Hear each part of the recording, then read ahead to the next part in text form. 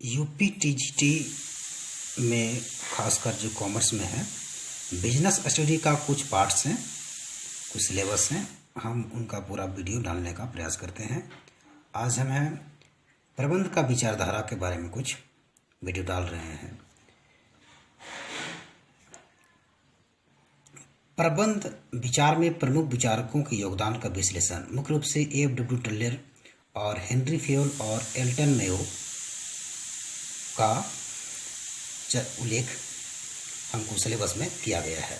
सबसे पहले जानेंगे प्रबंध विचारधारा का उद्भव। प्रबंध विचारधारा को समय के आधार पर 5 भागों में बांटा गया है।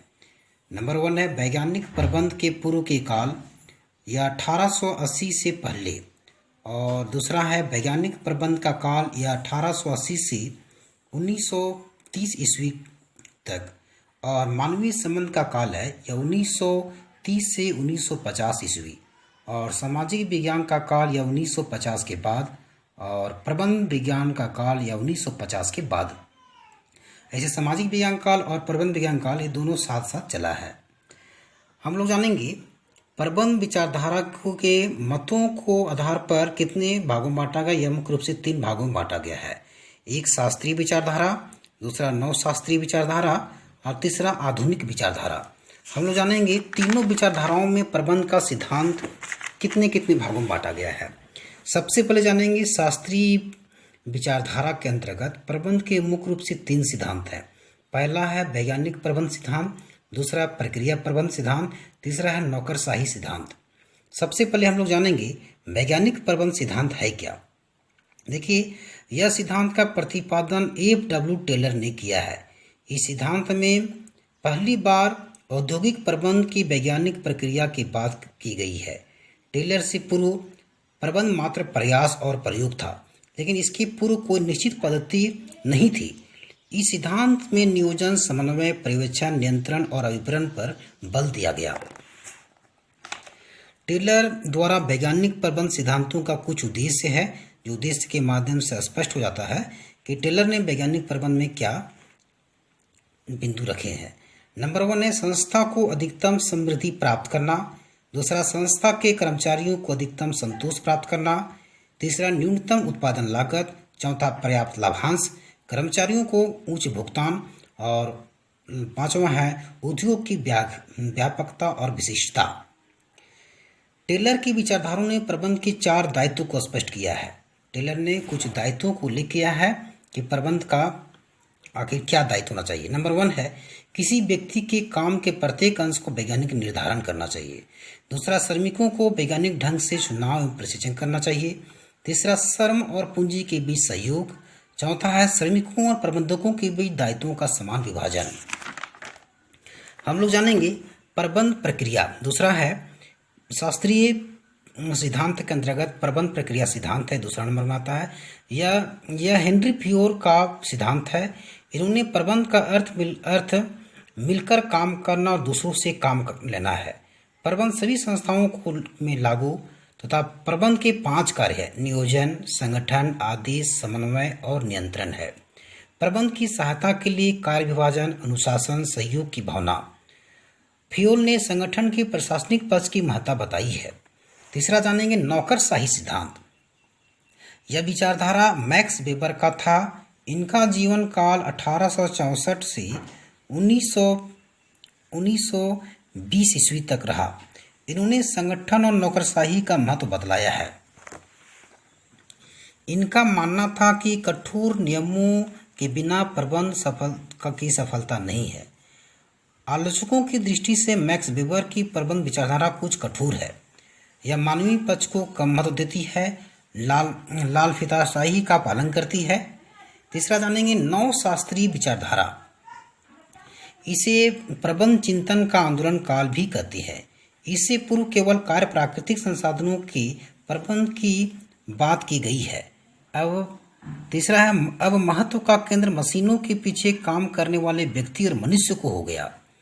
चौथा है अब प्रबंध के व्यक्तिगत और सामूहिक संबंधों का भूमिका पर ध्यान दिया गया।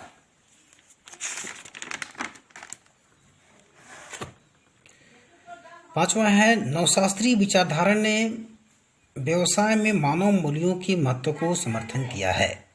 अब जानेंगे नवशास्त्रीय विचारधारा के अंतर्गत मुख्य रूप से प्रबंध के दो सिद्धांत है, एक मानवीय संबंधी विचारधारा, एक दूसरा व्यवहारवादी सिद्धांत है। हम लोग जानेंगे मानवीय प्रबंध सिद्धांत किसे कहते हैं। प्रबंध में मानवीय संबंधों की महत्ता सर्वप्रथम एल्टन मेयो ने स्थापित किया। इनका जीवन काल 1880 में 80 से 1949 ईस्वी था। इनका मानना था कि उत्पादकता पर सबसे अधिक प्रभाव कर्मचारी के व्यक्तिगत और सामूहिक समूह मानवीय मनोबल पर पड़ता है। प्रबंध का दायित्व होता है एक मानवीय दृष्टिकोण व्यक्ति का एक सामाजिक प्राणी के रूप में सम्मान और वर्ग के एक सदस्य के रूप में उनकी पहचान। अगला है सन 1960 ईस्वी तक मानवीय संबंध आंदोलन गतिशील रहा। इसके बाद मनोबल और उत्पादकता के प्रत्यक्ष संबंध भी बात गौण होने लगी। इस सिद्धांत के स्थान पर आधुनिक विचारधारा ने मानव और मशीन के समान महत्व दिया। मानव मशीन प्रणाली की बात कही गई ताकि दोनों लक्ष्य एक साथ प्राप्त हो सके। अगला जानेंगे हम लोग व्यवहारवादी सिद्धांत। यह मैस्लो की सामाजिक विज्ञान विचारधारा थी। इस सिद्धांत से व्यक्तिगत व्यवहार और अभिप्रेरणा पर अनुसंधान किया गया। इसे मानवीय संबंध धारणा को आगे बढ़ाया गया। आगे जानेंगे यहाँ अंतर व्यक्तिगत संबंधों की बात की गई है और यहाँ माना गया है कि केवल संतुष्ट कार्यकर्ता ही उत्पादक श्रमिक होते हैं। प्रबंध के व्यवहारिक सिद्धांत सन 1940 ईस्वी के बाद आरंभ हुआ। इससे संगठन के भीतर मानवीय आचरण और व्यवहार की महत्ता स्पष्ट की गई। अगला है अभिप्रेरण और नेतृत्व के बिना मानवीय व्यवहार अधूरे है, ऐसा माना गया। व्यवहारवादी सिद्धांत ने इस प्रबंध को नौकरशाही दृष्टिकोण से हटाकर एक सहभागी और लोकतांत्रिक नेतृत्व की प्रणाली माना। आगे है प्रबंध के व्यवहारवादी विचारधारा का कुछ महत्व है जो इस बिंदु के माध्यम से समझ सकते हैं। संगठन एवं सामाजिक प्रणाली है। यह प्रबंध की सफलता के लिए जनतांत्रिक नेतृत्व प्रदान करना आवश्यक है।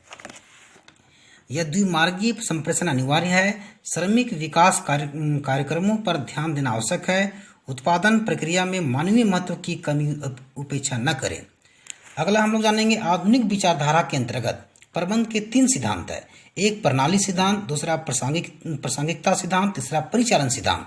प्रणाली सिद्धांत में सन 1960 के बाद प्रबंध की एक गतिशील प्रणाली के स्थान दिया गया।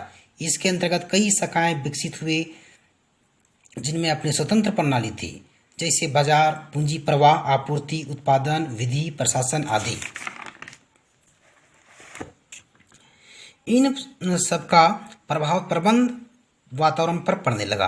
अपने अस्तित्व की रक्षा तथा विकास के लिए व्यवसाय को इन प्रणालियों के प्रति सतर्कता रहने की अनुभव की गई। हम लोग आगे जानेंगे प्रासंगिकता सिद्धांत। यह सन 1970 ईस्वी के बाद अनुभव किया गया। किसी भी प्रणाली की सफलता के लिए उसके सिद्धांतों और व्यवहार की एकता आवश्यक है। व्यवहार परिवर्तन के लिए वातावरण संशोधन चाहिए। वातावरण लगातार बदलता रहता है। कब क्या परिस्थिति होगा वह निश्चित नहीं बल्कि प्रासंगिक है। हम लोग अगला जानेंगे आधुनिक सिद्धांत में तीसरा आता है परिचालन अनुसंधान सिद्धांत। इसके अंतर्गत विभागीय मूल्यांकन, नियंत्रण, अभिप्रेरण, नियंत्रण, नेतृत्व, समूह व्यवहार और सहकारी प्रणाली का महत्व सम्मिलित है। कूंज, डोनेन और विथरिक ने प्रबंध के क्रियात्मक दृष्टिकोण को मान्यता दी है। अगला जानेंगे पेशे के रूप में प्रबंध का क्या है। इसे कुछ बिंदु के माध्यम से समझ सकते हैं। पहला है विभिन्न विद्वानों में मतभेद रहा है कि क्या प्रबंध एक स्वतंत्र पेशा है या डॉक्टर, वकील, इंजीनियर की भांति प्रबंध को भी शामिल कर लिया गया है। आज आधुनिक युग में प्रबंध के दायित्व भी बढ़ गया है। प्रबंध का मूल्य बढ़ता चला गया है और उसी अनुपात में उसकी मांग भी वृद्धि होती गई है। बड़ी बड़ी संस्था प्रबंध पेशे के लिए बड़े पैकेज देने का तैयार है। हम लोग प्रबंध की विचारधारा को हम लोग कुछ थ्योरी देखे, अब कुछ हम लोग ऑब्जेक्टिव देखने का प्रयास करेंगे। अगला वीडियो में लोग इसका पूरा ऑब्जेक्टिव टाइप का क्वेश्चन हम डालेंगे, इसको देखने का प्रयास कीजिएगा। धन्यवाद।